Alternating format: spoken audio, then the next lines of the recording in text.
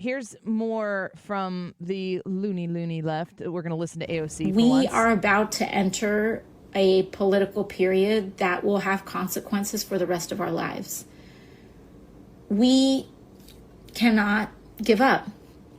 We now find ourselves in a time in history that has precedent, and we find ourselves, I believe, in a time where there are, let's say, peers in history of mass movements of people that mobilize to protect one another in times of fascism and authoritarianism. I think that Kamala's writers needed a job and went and handed AOC something to say. If AOC is worried, she does sound like she's reading that. If AOC is worried and unsure that the future of the country is going to be one that's good in her mind, I'm encouraged. Those sound like words that aren't hers. Tyrus is on the line with us. You're becoming like my most stable relationship. Mr. called it landslide, said there's nothing to worry about, put his feet up and had a sip of an ice cold beer. Also regular on Gutfeld, Fox News contributor, and his book, which you should be reading and getting for Christmas, Enough Said, is available right now. Tyrus, welcome back to the show. Good to have you. Yes, I was wrong about my Red Sox, but right about this one. You got it right for me. That appeases my worries. What do you think about the results? You called it. You were boldly saying it before anybody was brave enough to say it, that everybody can relax. It was going to be a landslide. Yeah, and I just like to say I heard that AOC. She keeps using the word we. It's not we, it's you. And you should be terrified because now Americans are holding officials accountable for not doing anything. How many laws have you passed and legislation? You got your ass kicked, and not by one group. Can't blame it on black men. Can't blame it on Hispanic men. Can't blame it on Asian men, gay men, straight men, women. It was a multicultural ass whipping of epic proportions because America's tired of people that get the opportunity to serve and they only serve themselves. Yeah. Or the blatant incompetence and DEI hires and playing with the American taxpayers' money like it's yours. No, not even like it's yours, like it's your parents'. It's probably a better description. So this was and this is why he has the Senate. Pretty sure he's going to have the House. He's got a mandate, high 300s when they finally stop crying and admit that he wins the rest of the states still out there. I've been outside all day enjoying the sun, so it might have happened. I don't know. Vitamin D is good for you. It is. It really is. So the crying, the Kimmels, and they don't. There's the reason why their numbers are the way they are, and keep doing what you're doing because the American people are tired of it. And these lies about women's rights and health is in danger. I mean, it's an absolute joke. This is the United States of America. President Trump's wife is a strong woman. His daughter is a strong woman. His in-laws are strong women. 90% of his staff is kick-ass women. So the idea of these fake narratives that they've ran for the last 8 years is out the window, and they're going to still try to do it because they got them attention. But AOC can't even spit out her speech. Like they're running out of lies to say. Yeah. So and if I was her, I would probably get back to D.C. and get in your desk. I know you don't use it much. And come up with some legislation because I'm pretty sure your district's going to be like, what have you been doing besides going to dances and talking trash? Yeah. Because that's what needs to be held accountable. What's your advice, Tyrus, to Republicans? We've talked a lot about the word being validated, the thoughts that we've had for a long time under Joe Biden and Kamala Harris's administration. You kind of think like every single time they have opportunity to make a decision, they make the wrong one.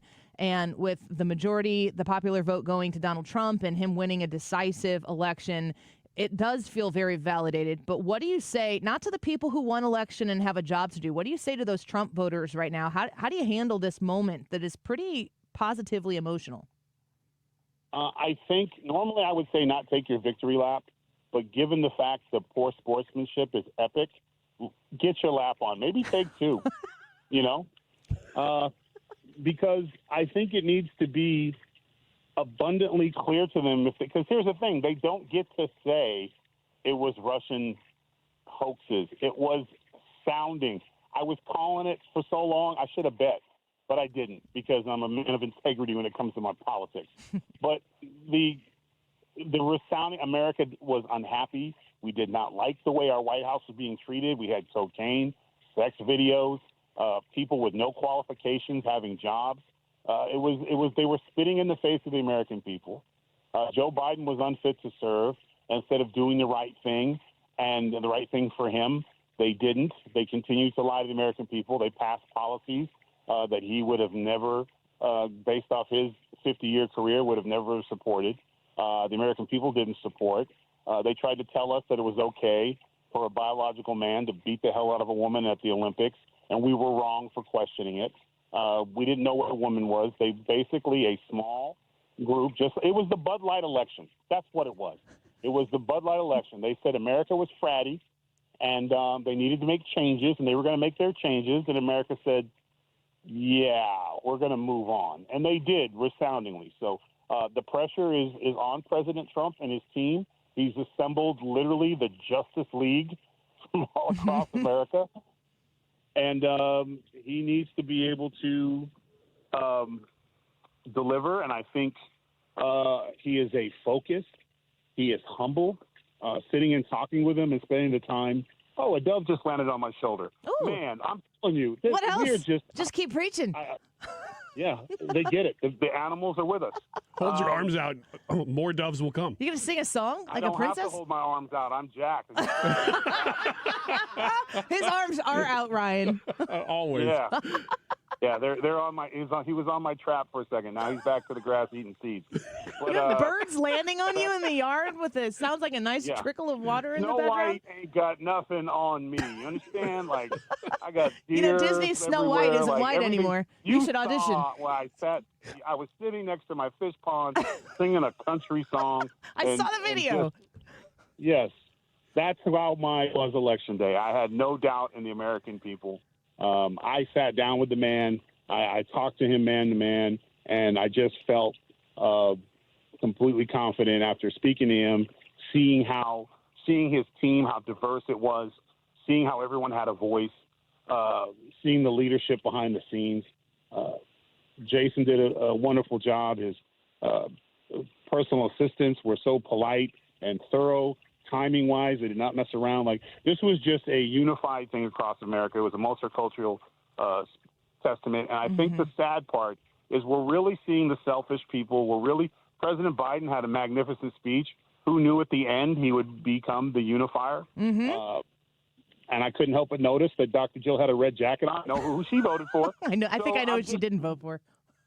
Yeah, I think I know. But the point is, America had enough. Yeah. And the ones who are still crying, they're probably crying because they're on that Diddy list, because they will no longer have the DOJ and people to protect them because they donate money or get money to speak out and hang out with them. Americans don't care about celebrities. They care about their tables, their neighborhoods, their police departments, their fire departments, their schools. And I think that was what this election was about. One who will listen and sit at the table with anyone, a guy like me, for example, the Theo Vaughns of the world, the Joe Rogans of the world, everyday people, the gardener, the baker, the McDonald's manager. He will sit down and talk, and if you have a good idea, he will use it. I mean, next thing I know, one of mine was in policies. And listen, I'm not saying I'm an epidemiologist. Nothing. I'm just, I'm just who I am.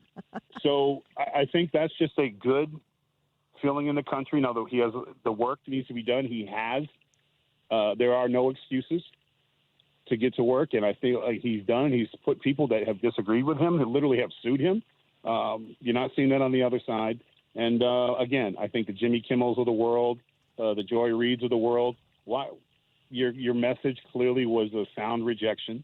And I think shame on them also for a lot of the young, impressionable people in this world that are crying and acting like they're, that's your fault. That's what you do when you call somebody Hitler with absolute, and like you concede to Hitler. What? Who concedes to Hitler? She should have came out on the microphone and run for your life, head to Canada, Mexico. Hitler's coming. You don't get to say the things he's going to kill. Women are in danger. You said all these things, and then you concede to him. And the president comes out and says the American people have spoken. So again, shame on them because they couldn't run on policy. They were running a progressive agenda. They couldn't get it done. America said no, resoundingly. If this was a football game at the third quarter, the crowd would have been able to play. So I'm optimistic. But again, if things aren't being delivered, I will be the first one to be like, hey, what are we doing? Yeah. Yes, you will. But I think because I think to be an independent, strong man or woman in this country is a valuable resource, and President Trump is not intimidated by that.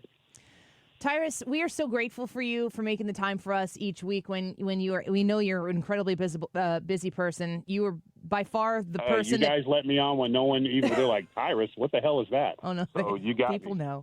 We are grateful for you, and I'm very much so looking forward to the days and the weeks to come where we can have some conversations of a different tone, I hope. Invest in tissue boxes. Yeah, there's a lot of that these days. And real quick, why are they videoing themselves? That is not something that I'm 40. I can't imagine putting a camera up. It's attention seeking. It's not good. It's not really healthy. sad. It's delusional. I'm going to cry so all my friends can tell me how brave I am. Mm-hmm. You're not brave. Again, it's not their fault. They're young. They're impressionable. And if you believe in what they were selling, and they were telling everyone they were different and special but not really, they were give you money for not working. The things that they were giving them, and then when reality hit, instead of saying, hey, we were wrong, we were pushing false narratives, they doubled down, and you can't blame them, but at the same time, you got to educate yourself. Crying, saying, I'm never going to talk to my dad again because he voted for President Trump. You got to grow up a little bit. Again, if there's some mental issues there, again, that's where responsibility, calling somebody Hitler and then saying, oh, we can't wait to work together. Shame on you. Yeah. Tyrus, we'll talk to you again next week. Thank you so much for the time, and enjoy the birds. Yeah. You're doing great. We appreciate you.